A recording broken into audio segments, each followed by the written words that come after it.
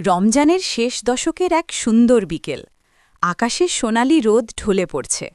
School ছুটি হওয়ার পর রাফি, সামির, আরিয়ান আর নাবিলা ঠিক করল আজ সবাই মিলে একসাথে রোজা ইফতার করবে।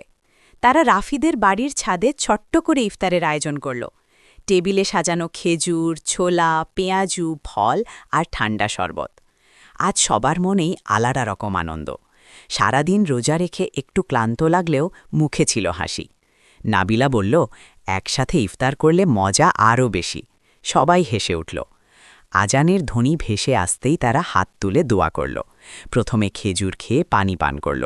সেই মুহূর্তে যেন সব কষ্ট মিলিয়ে গেল। বন্ধুত্ব আর ভাগাভাগির আনন্দে ছাদ ভরে উঠল হাসিতে। ইফতারের পর তারা একসাথে নামাজ পড়ল আর প্রতিজ্ঞা করল প্রতি বছর অন্তত একদিন সবাই মিলে এভাবেই ইফতার করবে। বন্ধুত্ব আর ভালোবাসাই ছিল সেই সন্ধ্যার সবচেয়ে বড় উপহার।